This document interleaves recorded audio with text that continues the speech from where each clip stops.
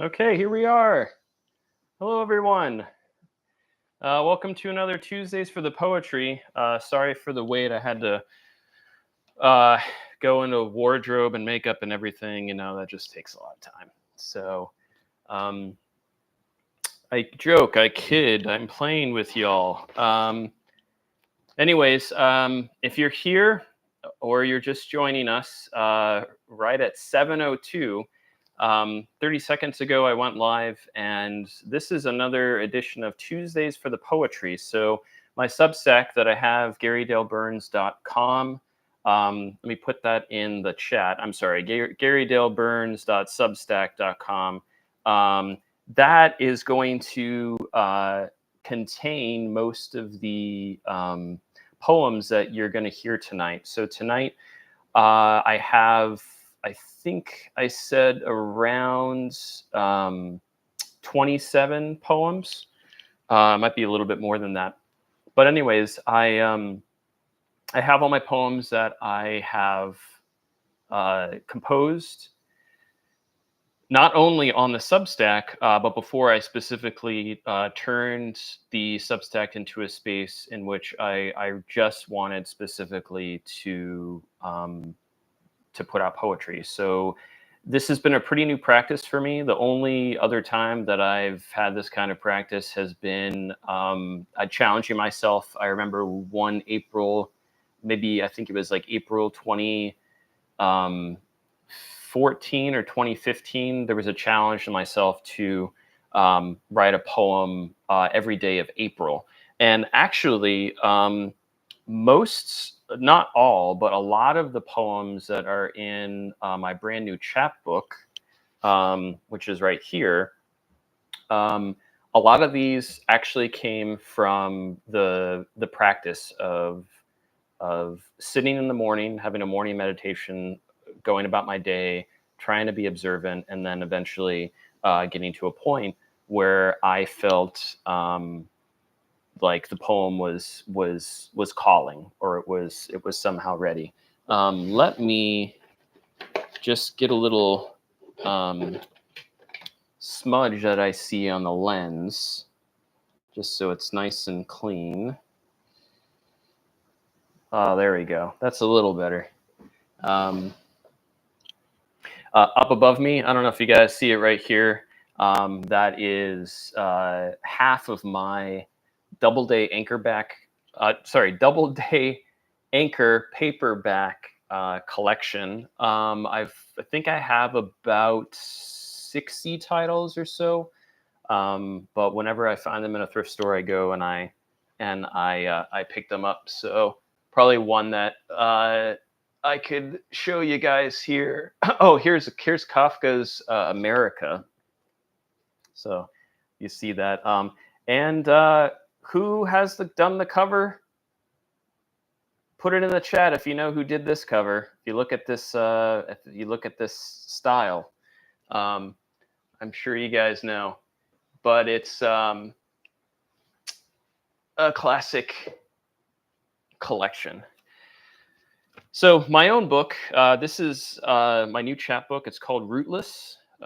So this is the cover. The cover is a public domain image. The public domain image is from the publication Garden of Cyrus, which came out in the 16th century and was written by Sir Thomas Browne.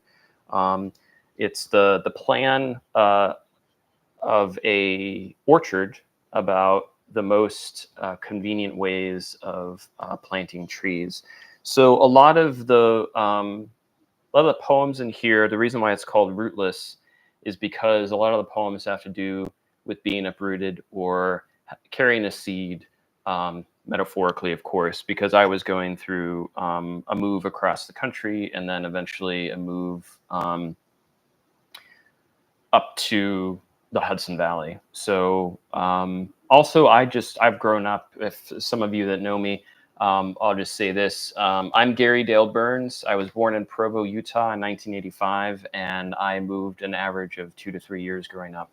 I did not come from a military family, just poor and restless, as I like to describe it. My father was somewhere between, he wasn't a drunk or anything, but he was somewhere between a loser and a genius, I guess you could say. And that wasn't very beneficial to a family all the time. So we moved around a lot. He changed jobs a lot. Sometimes we were close to family. Sometimes we were further away. So being rootless is something that I identify with. But now that I've turned 40, I do really feel like being rooted in a place is something that I'm very much looking forward to. So the frontispiece, I kind of posted online. The frontispiece we've got right here. This is a lino cut that I did myself and hand printed. Yes, it is very vaginal. Yes, it suggests an opening. It suggests that you see a river in the background, maybe a sun breaking. It is certainly about a kind of breaking open like a seed. And in a way, you know, we start off as a seed, right? The womb is the place in which we are grown, and we break out of that seed into the world. So, yeah, all the poems have this shape, kind of a seed-like shape. I originally called these diamond body poems, but I as time went on, I didn't really like the Buddhist association. I didn't want to kind of be co-opting that in any kind of way. So I went ahead and took that off. But my new chapbook, Rootless, is available, and I will have it up on my coffee shop soon enough. So let's just, let's see, we're about 7 minutes in. It's almost 7:10. Maybe I could do currently reading. Currently reading, Beautiful Losers, Leonard Cohen, picked that up today. Off the shelf, just kind of read quite a bit of it. Selected poems by Delmore Schwartz. Really been getting into this often forgotten New York poet, and recently set aside for me by Christy Gibson in Catskill at the Magpie Bookshop. This is Stefan Zweig's Journeys. And lastly, this is the one that I've been sitting on for quite some time, but I'm getting back into my Dostoevsky after a long hiatus. So I've got Crime and Punishment.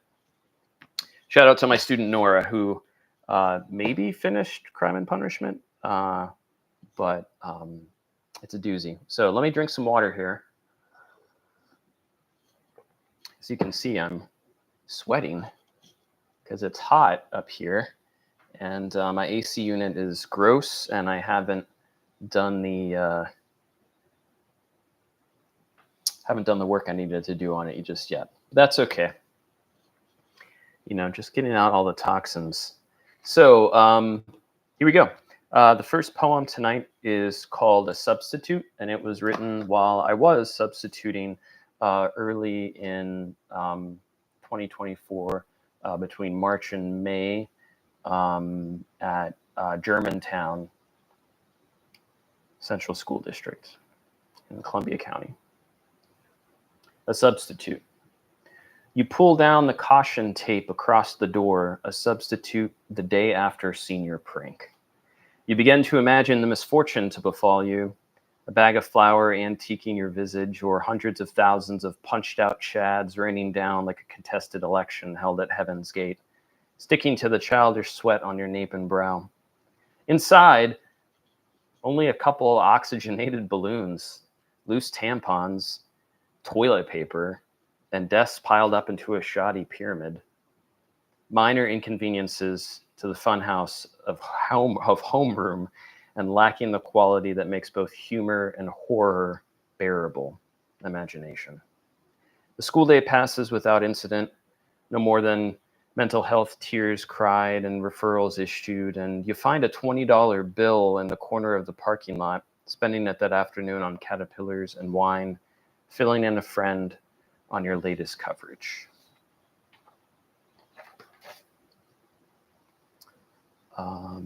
Okay. Next, we have Walter Benjamin and Dr. Jacoby. Dr. Jacoby, of course, character from Twin Peaks, Walter Benjamin. What can be said about him? Look him up. The Arcades Project is what comes to mind. The Work of Art in the Age of Mechanical Reproduction. Check that one out. That's a doozy. So here's the poem. Victors are the enemies, not the writers of history. And since we have no Methuselahs, ante or post-diluvian, nor vampires to say they were there, they saw and heard with peculiar velocities entangled like the chronometric angel of history to share with us all some objectivity. The spark of hope remains in the past. Until we become archaeologists enough to dig ourselves out of the shit, the victors are selling, and their stock ain't dwindling fast enough. We dumpster dive for the vanquished, reconstructing what we can and inventing what we can't find in the stoned ruin.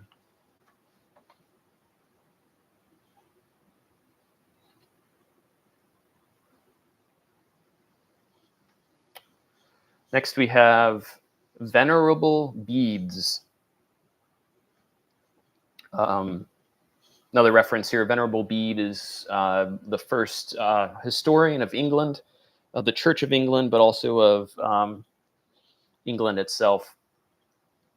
And yeah, there's a historic connection that I have with England, but also just as a poet writing in English. It's just, it always comes up.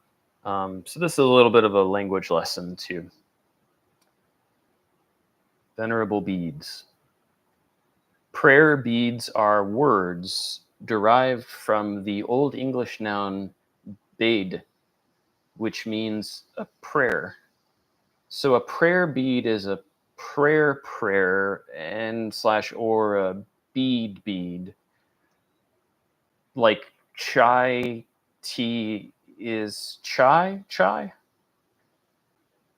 A bead is also one of the earliest made objects found that are not arrowheads or rusted tools of war, of kills, though semi-precious carnelian is blood red.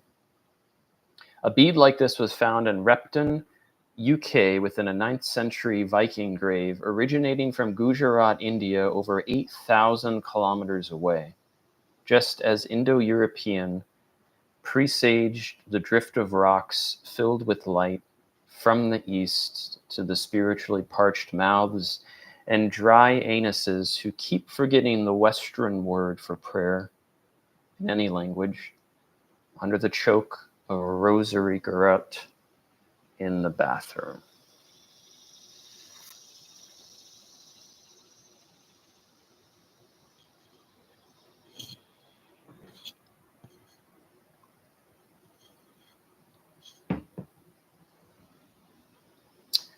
Pea brain. Peas used to be eaten with a knife. In short, knives, civilized, were capable of balancing spheres along their own destructive edge. Even our epics are non sequiturs, are anecdotal. They live short lives, shorter still when no one sings them, no ritual or holiday observed. Bloomsday doesn't count, but comes close for Ireland. And no one really remembers what they can't dance. You must avoid the poet words like illusion.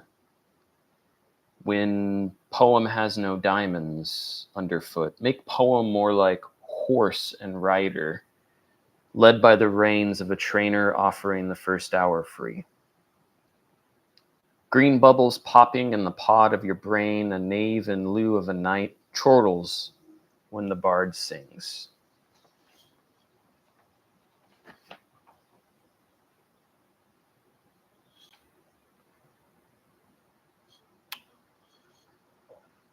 Two nests. I live between the swifts and the starlings, flying out of a brick wall or drinking from the clouds with the talons of our ancestors or the feet of butterflies.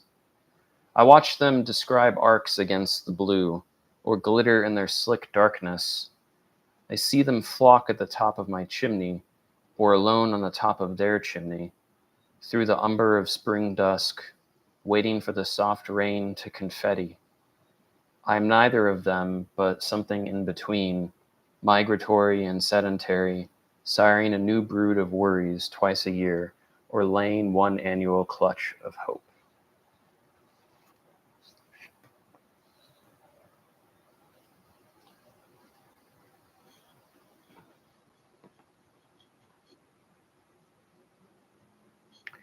Ode, elegy. So I'm sort of combining ode and elegy together into one thing. Haha, so clever, haha. Anyways, it's an ode to actors, or some more fucking ekphrastic, an elegy for the modernists, or heck, the post-Malones. Nature is decaying flesh, nature as the runner-up to capital.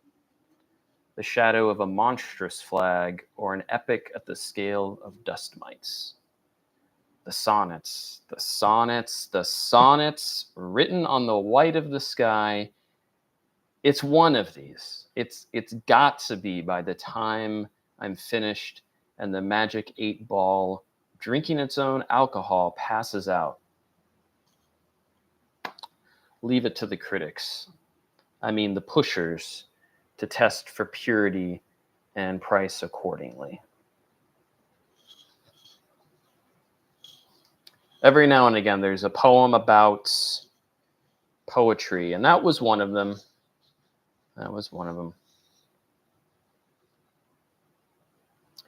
This one's a short one. This one's called Winter is a Name for Desert.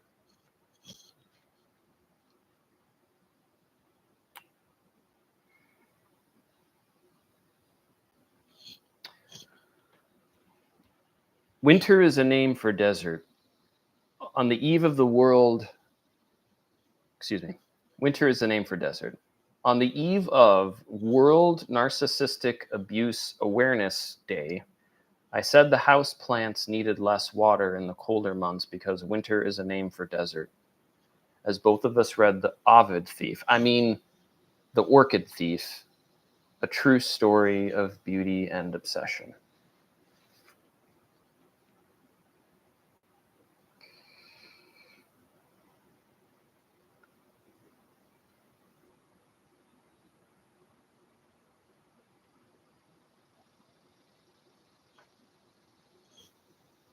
I think I'm gonna get my phone on up here and just do Instagram Live along with YouTube Live. Why not? Because why not do both? I don't really have much of an audience here, so why not do both?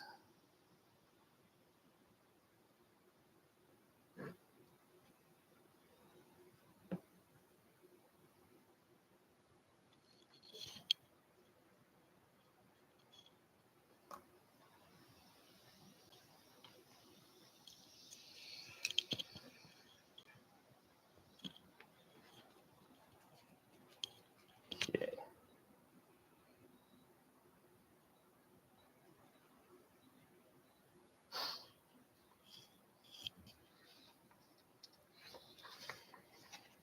All right, so I've got a few more. Let's see, 1, 2, 3, 4, 5, 6, 7. Oh no, that's quite a few more. I've got 8 more that are part of the batch of poems that I wrote before beginning to publish them on Substack. So I'm going to read through those, and then when I start the Substack poems, if you guys have a computer handy, you can go ahead and open up your Substack app or open up a browser and go to GaryDaleBurns.substack.com. I'll put that here in the chat on Instagram too. Promotion.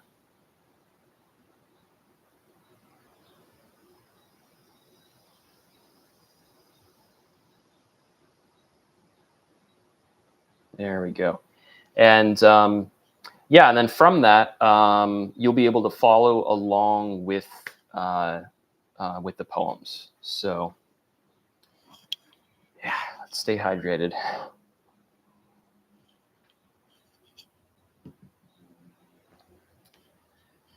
All right.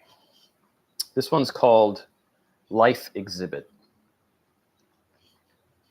Big God, I'm just under your toenail, a fungus stinking up a pinky however many cubits tall. I like that you're like the government of my soul. Veto, veto, veto on the riddles I cajole you to solve.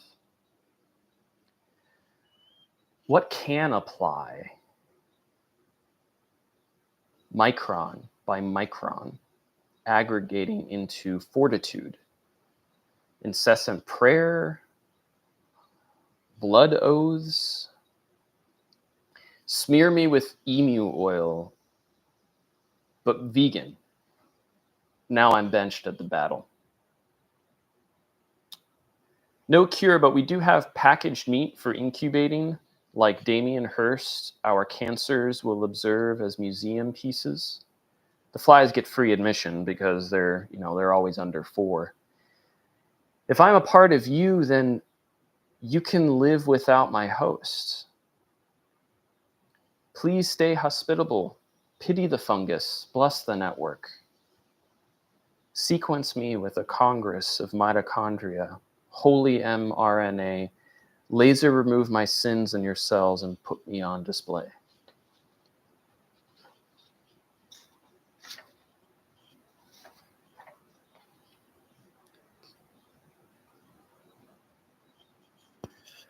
Cricket song. For some reason, crickets come up in my poems quite a bit. There was a poem that I wrote called Cricket when I was going through a bad breakup decades ago. And then there was a poem that I wrote a number of years back that was about this cricket training ring and like almost like a mini little circus that was in the Asian art exhibit at the Met. It should still be there. It's just, it must hang around. But crickets come up. This is not cricket the insect though. The other 2 times was cricket the insect. This is cricket the game, and not the game on the field, but cricket the form of bullseye. So bullseye, the dart game. That's what I mean, the dart game. Which I have at home. I got a dartboard that is up at home, and I just kind of throw them and do a little practice, but no games yet. I need to get the chalkboard. So if you guys have seen like a cricket chalkboard, it has like 20, 19, 18, 17, 16, 15, and bull. And to close out, you have to hit each of those. You have to get 3 points for each of those, and then if you close out, meaning you hit that number 3 times, then any additional times that you hit those, you get points over your opponent. And that's the most traditional game of playing darts. I love playing darts.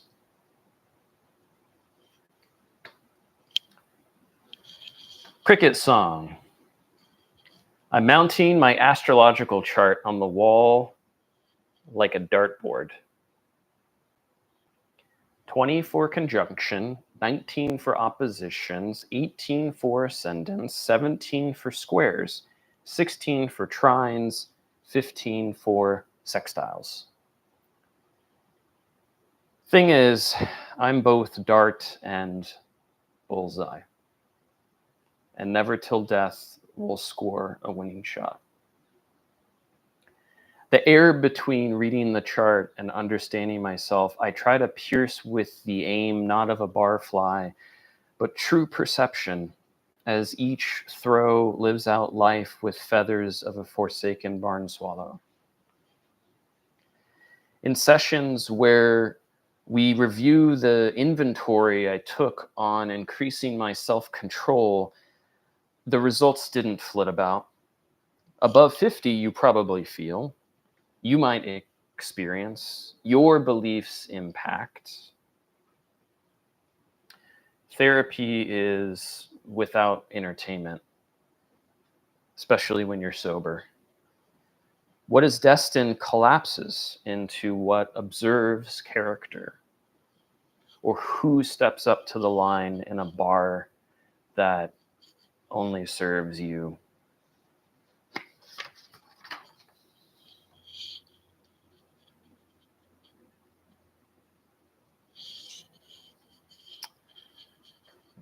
Oh, this is a fun one. I mean, it's just got a fun title. I don't know if it's actually fun, but it's got a fun title here. Let me move this over just a little bit, just so I can see if I've got anyone popping up in the chat.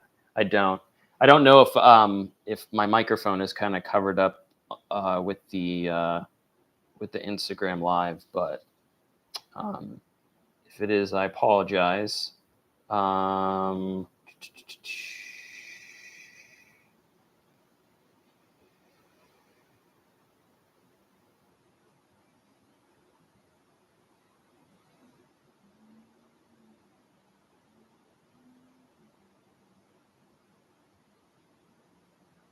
Okay.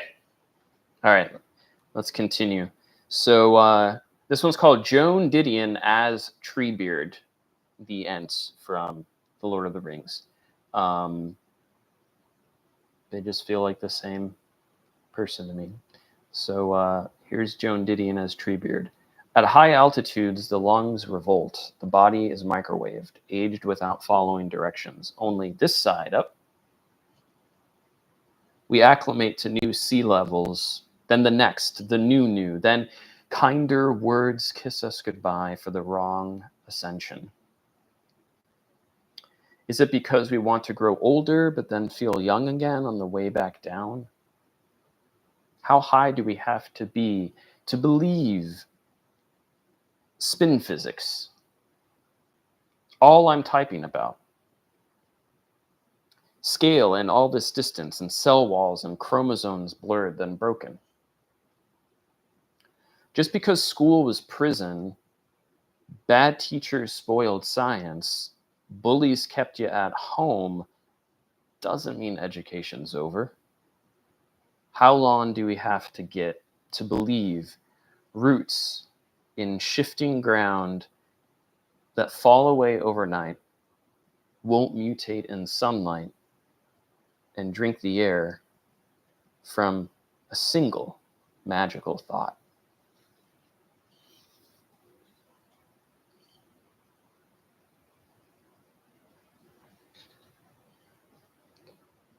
Another short one here. This one is called Those of Us Who Are Born. Those of us who are born without screaming, our eyes wide open, will need a jewel to cut our eyelids from the crown of the northern sky, while we fight a boxer named Hunter with an explosive shoulder, infinity rounds.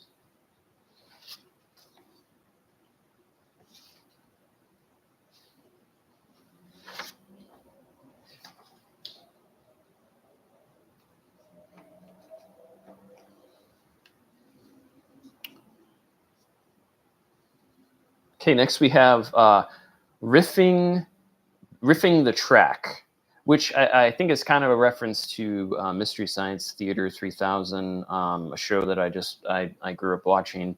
Kind of grew up in front of the television, honestly. So this is a little bit about that. Riffing the track. I feel very protective of network television's legacy. Like their older siblings, I watched glow and shine as they watched me grow up from the size of a carpet bug.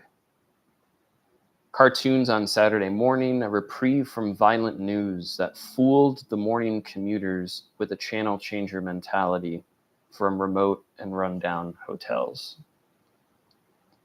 Now, I've been too long flipping past reruns, infomercials, and the longest running soap. Tubs of dehydrated food sold by preacher characters and investigations that never end. What's local is now transnational, owned by very few, and streams of nonlinear, dense, fatigued programming are lodged in our left ventricle. That shall not pass. But we've also fallen into shadow, plagued with haunting woodwinds and the strings of Howard Shore. I feel funny, but am not.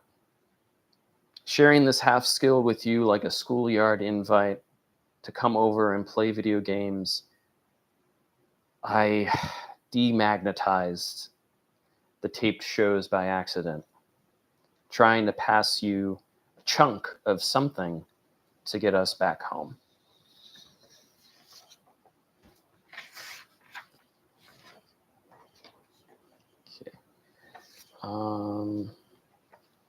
Okay, so next we've got pox craters, but I realize that on the back of pox craters, I've got the last stanza of a different poem, and I just want to make sure that, oh, there it is. Yeah, so make sure it goes back where it belongs. So, which it will. Great. Okay.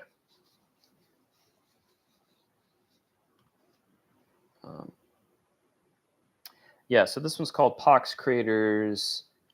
I guess it's about these days, these wild days. So here we go.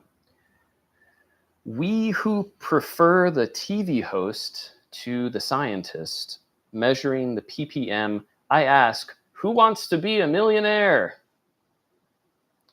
Microscopic worms resist mutation at Chernobyl, making certain we're not so insignificant if we're this vulnerable.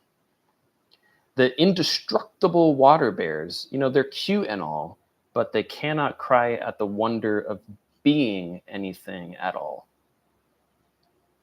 The diaries we've written in the air condense and rain into sinkholes. Pockmarks on grandma's face remain smudged at high def. So many parts add up to not enough of someone and too much to take of another.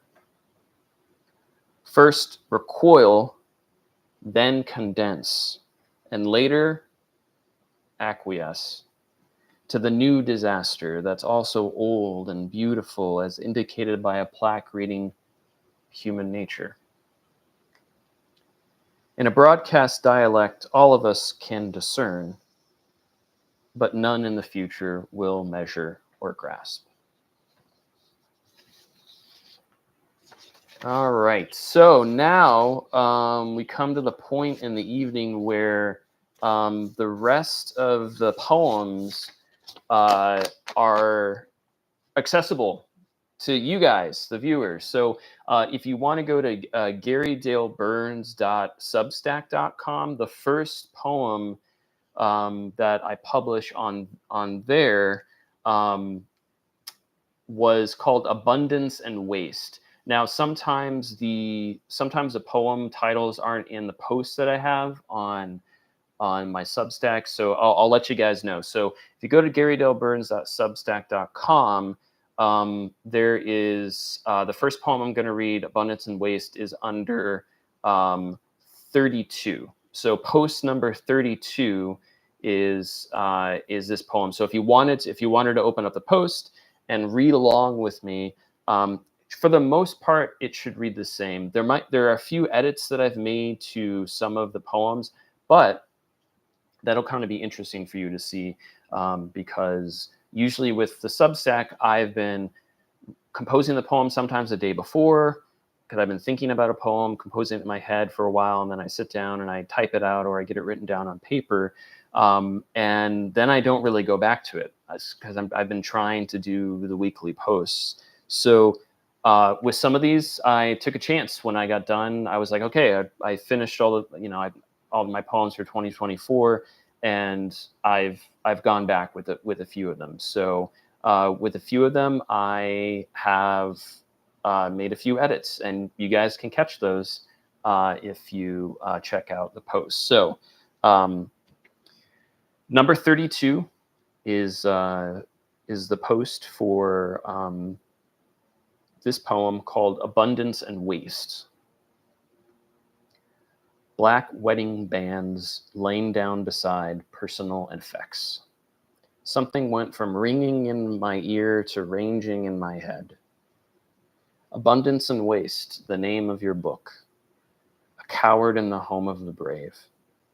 Does the byline or subtitle, same difference, a seed to the haptic plague as visible as masculine feminists wriggling upward through the orange decay of imagined value.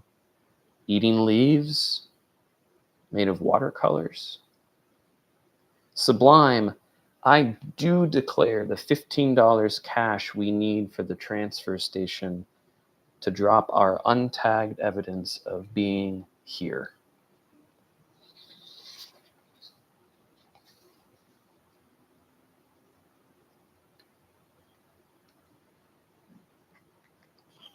Okay, so the next 3 poems I published under post 33 on my Substack. And yeah, thank you, Leo, for putting the website again up there. Yep, GaryDaleBurns.substack.com. That's exactly right. So 3 short poems, each of them only have 3 stanzas. And yeah, I mean, most of these just kind of inspired from my old village of Catskill. The store beneath an evil eye sells the most beautiful things to visitors running from evil's boredom.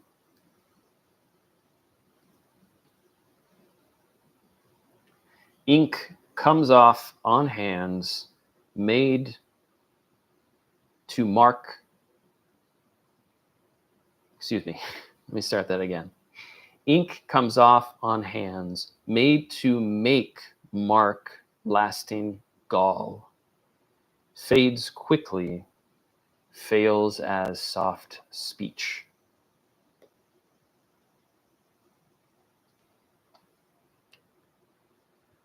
Dope bar, weed store raps to everyone, and no one listening hears the heroin smacks at night in the pocket park but me.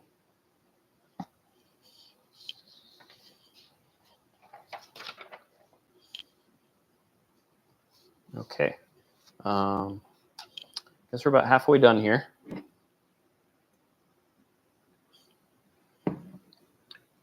Next poem is called Idols. Idols. Idols. IDOLS. Number 34 on my Substack. Like and subscribe. Like and subscribe. Anyways.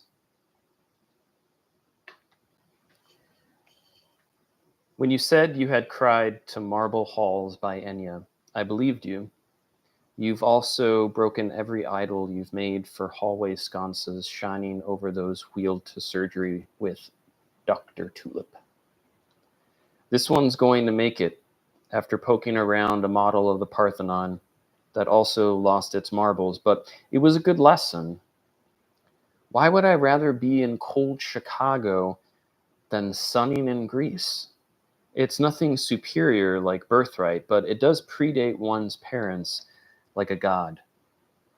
An Assyrian horse of the sea is less a whale or dolphin pod than turtle, large with island, blooming outward into firmament, a dream from utter turbulence, a dream that can be killed, stuffed, and trophy cased.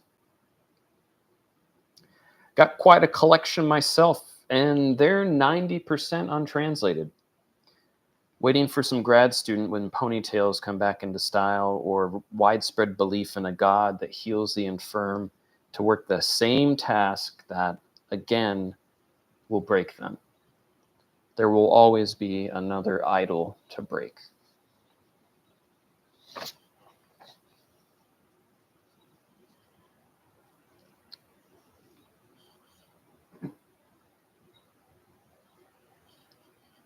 Okay, number 35 on my Substack.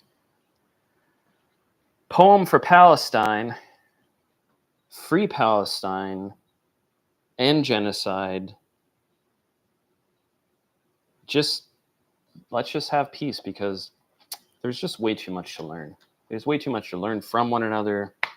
There's way too much care that needs to be given. I know it's easier to destroy, but it's not worth it. So we got Low Holy Days. This is a poem of castigation. I wrote this on Sukkot Eve, which was also happened to be the feast of Saint Teresa of Avila.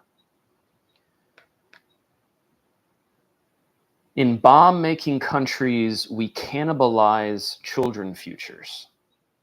On Sundays, the fishmongers throw small hurricanes of scale and stink. Reality exhausts the dream, feeds fairy flesh to devils busking, where paths sextuple from a frozen eye at Pike Place Market. Juke left, fallen to the sound of one hand splashing, with the disappointment of crab legs bronzed and trapped in amber, oozing out from the tree of life. Later, watching the lecture on the geology of war and the Anthropocene by some untenured professor accused of sexual harassment, eating fava beans from a can beneath the flying pillars of fire never lands at LAX. The plenary powers cross over. All angels tagged and tracked. All cherubim and seraphim adopted. All saints virginal paired off to unlock what charity and purity chained up. A fair Danume, Balderdash. It's a discount on top of sales of carved limestone and the profit on epitaphs that make heroic slabs of beef obsolete. So skip the mercury and warm yourself like a sheltering criminal as this new comet sweeps and swishes away the wafer husks of human institutions. It's really more of a wish or a prayer than a poem, but it is what it is. So the next one's a pretty personal poem. It's all about all the places I used to live as a kid until I wasn't a kid anymore. So that's what this poem is about. And it's number 36 on my Substack, GaryDaleBurns@substack.com. Like and subscribe. And I don't write many personal poems, so I just want to, personal poems are rare for me, and when I do, they're hard to share. But here we go. There was a place I used to live, a couch below a window in a photograph of my mother holding a bottle over me, done up like she's the babysitter, waiting for a date to pluck her from suburban sprawl. There was a place I used to live inside of a walnut shell that a blue nose framed, stalked by the groans of Frankenstein's monster, with a bride relieved from a base of war, giving their resurrections back to God. There was a place I used to live, inside of a nightmare on VHS, where my sister, a dream child, cried like a fire horn at beards, needles, and differences reconciled between sacrament services. There was a place I used to live, of grates, basin, dust storms. Grandma died where the space between snowpack and bluebells crunched into the loud swamp cooler, muffling our renditions of the Boxcar Children. There was a place I used to live, of pine needle beds, speed bumps, creekside flirting, bike launches, and clinging to the pool edge, and a punk duo at the school talent show with dad quelled by proper meds. There was a place I used to live, encircled by firewood, cat fights in the brush, the house we never owned pulled out like a rug and rolled into a spliff that smoked us out of fish gills, upriver. There was a place I used to live, upriver, a house with a haunted basement. Not haunted, just possessed of abortions, backing up into the driveway of my first Ollie and their first separation. There was a place I used to live, and then I lived there again, Walnut Shell. Swallowing tiny rocks, shivering in swirls of secondhand smoke, my own white noise in the scramble after mom's old high school let out. There was a place I used to live, just inside the Grand Parkway, a quarter pipe I kick turns, rolled away from a future on a thin surface and shooting like an astrophile, I pulled away from docile gravity. There was a place I used to live, first domicile with roommates, not kin. Moses' brother and Bob Dylan's bastard, skated, slept, ate, and drank together, tied around a cane that never made it to Christmas. And there, my childhood ended. Virginity taken or given in the woods, in the castle on a mini golf course, inside my painting of one where she always wanted to live, just not with a child.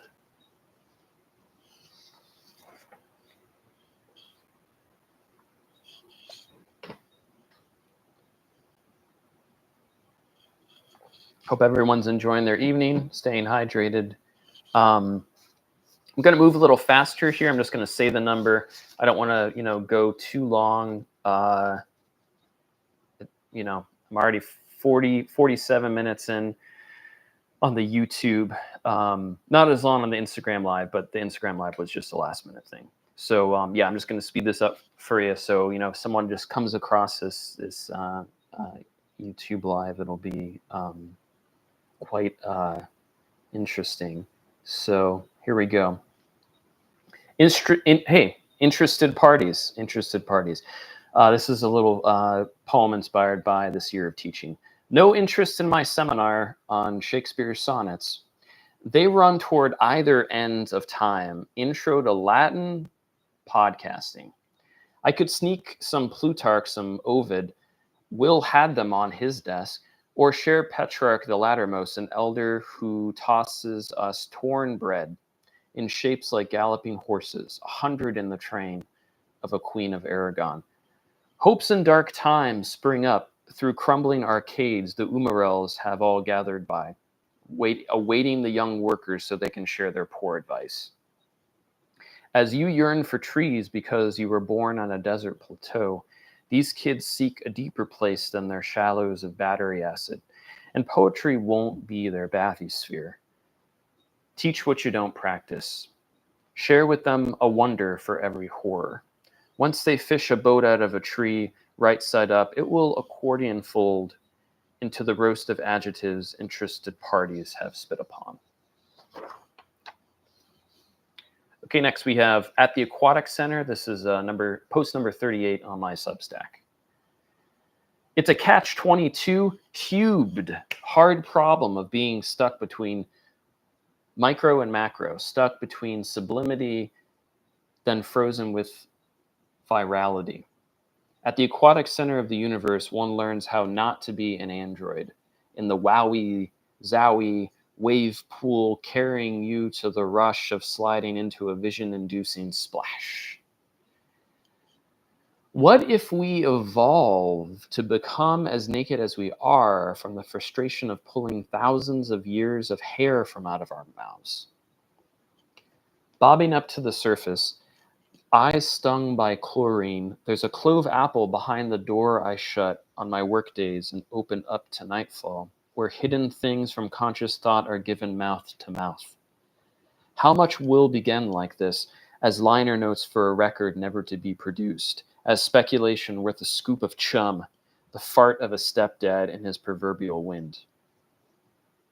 In 6th grade, I screamed sincerely into the camcorder our kind, awesome, award-winning teacher held on the end-of-year field trip to the aquatic center.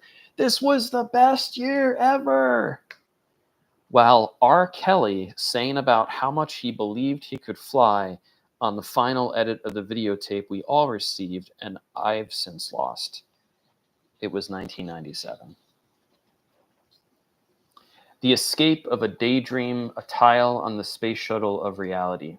Remove it, and the Oneronaut is lost to the frontier of selfhood, somnambulized, accursed to float on his back on a lazy river forever.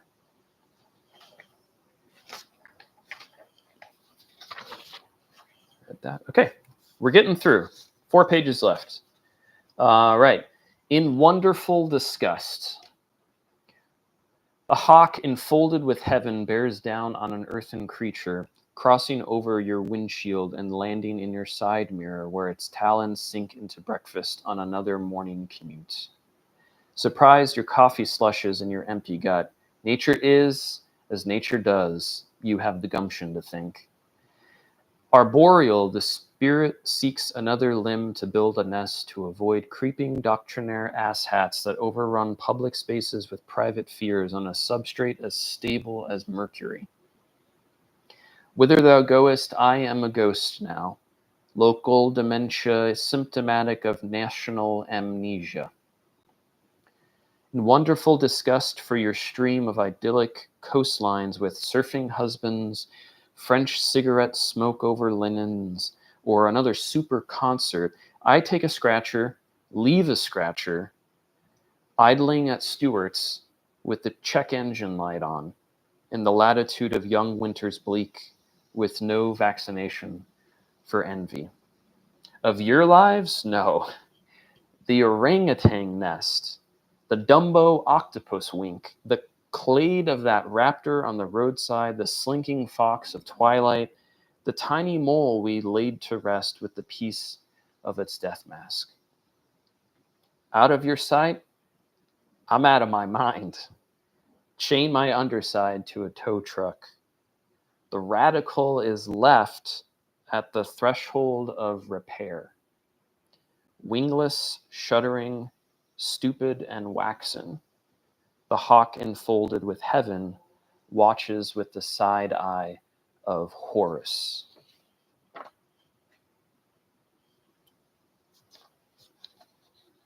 One, 2, 3, 4. All right, 4 poems left. 4 minutes till 8. I appreciate those of you that have joined either on YouTube or Instagram. I am making a recording of this on YouTube, so yeah, it'll be there if anyone wants to see it again. This one's called Horseshoe on the Lintel. Horseshoe on the Lintel. Right, and you got to keep the horseshoe up because it holds the luck. I'm sure you guys know. Okay, so here we go. Whatever never leaves us has made a lean-to of our spine. Squatters that pop up crab walk you through a landscape ugly with hate. We shiver at arrival, swelter inside. The thermostat's broken. Maintenance forms lost in the tide, cresting over the mailbox, so delivery confirms what a hurricane delays, snapping toothpicks in its jaws. Handcuffed together, the season prostitutes its piety with habits picked up at the first encampment where trees were struck down to become yardsticks. No warmth or support, hobbled together cradles holding up broken boughs. But we, united by the fungus, duplicitous, taciturn, bite our thumbs at them, at all them lovers, melting in the sun and smelling of bananas and blood, taking us for a ride in the surf like some beached whales. We've got a home, a skeleton of flesh for the lucky few, and gummy smile of horses, surrounding eyes that cry rain.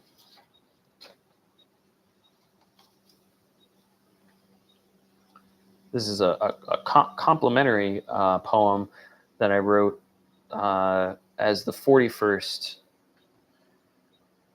post on my Substack, GaryDaleBurns.substack.com. Like and subscribe, like and subscribe. Okay.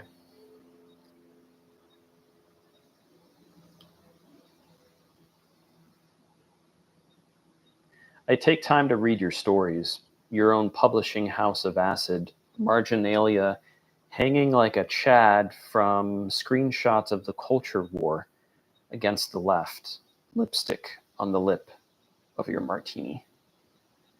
Unfollowing you is hard to do. It's a fascination with your mind, bending, slingshotting the sun to land outside a semi-arid city without any uncurled ferns catching you in their midst of northwest drip. Non-sequential, it all is, sense not making. Maybe it was just one thrown shoe off a hobby horse, one whale of a lie, one or two slights or side swipes to your ego, an accumulation like static electricity or fire from sparks flown out onto the fire starters of youth's desiccated ideals. In another life, a pack mule trail leads us out to the Pinon Hills. We disembark from matted hair and pitch camp. Notice a game. You have to be bent to play. To make an iron bar sing, pitching tent as a frontier reporter around one pole, then another. All right, last two poems to go. Here we go. We got Idiot/Igneous. Idiot, igneous. A world-shaping event weathering you and your wide circle only like soft drizzle off igneous rocks. Unmarred faces smiling, naked and shameless. Your teeth grind me into a fine particulate that spat into a bird shape, rising on a thermal into the grim atmosphere that colors your evening with a febrile glow of ignorant suffering. I am an idiot, judgmentally ill. Our arrangement is an estrangement. By accident or heredity, in a handcrafted bigature money has enhanced. You're well placed, far outside the blast radius, and I can't enter the door code fast enough to, now is all you have, when the end of the world is here. How to make believe it's hyperbole and keep death offshore. A refugee on a rubber boat is a marvelous incantation Disney could really profit from. There will always be an animator at work in a cave or some dark place lit only by what began as a spark, as a vivid dream. I teach your children to place hope in their deschooling. Like an idiot, let an idiot like me, earning minimum wage at a private school, reassure them of a heart's content in a fallen world. Now I must hear you caroling to the plastic trees, see you drink through a paper straw and carve the next 1,000,000 toothpicks touched by the unexplained incident. That was a little inspired by reading up on the Tunguska incident, which was what scientists think was probably a large bolide ricocheting off the atmosphere and causing like a huge explosion in Siberia in the very early 20th century. Geology always ends up in my poems. I don't know why. It's it's like that over and over again. So this is the last poem of 2024. Thanks for joining me. For those of you that stopped by, just to say hello. This one is called Veritas, truth in Latin. We walk down a path paved by iron horses, chapping our lips in praise of the sun. See a lichen-covered woodbench looking more tree than it ever has, only a few feet from a new one of recycled plastics, etched with the ancient Veritas. No epitaph, no date, far away from any Mithraeum or holy well, most likely the university motto of an anonymous donor. Nonetheless, it plows through my mind and upturns my heart. We walk back. No screaming naked woman crawling up the embankment, waving a hand mirror to show us ourselves. Waters are left undisturbed. Bovine unharmed, pacified, the iridescent clouds run away through a hole in the sky. Up there, the solar probe made its closest approach to our star, sailing through the corona. Virus-free playfulness returns like a gravity assist from Venus to speed to God knows where. Next evening, next year. So a little bit of the Parker solar probe, and that last one I always keep up on my space weather. So that was it, guys. Thanks so much for joining this evening. This was the Poems of Gary Dale Burns 2024 edition, a return to my Tuesdays for the Poetry format, which I started on YouTube and was where I had some online presence before starting up my Substack. So yeah, check out my Substack. It is at garydaleburns.substack.com. I just posted a brand new poem there today called Kind Men. There's a lot to unpack in that one. Maybe I got somewhere, maybe I missed the mark. It's hard to tell sometimes. But I hope everyone continues to have a good week here in the middle of July, in the heat of July. And take care of each other. Speak truth, veritas. Be true to your hearts and read some poetry.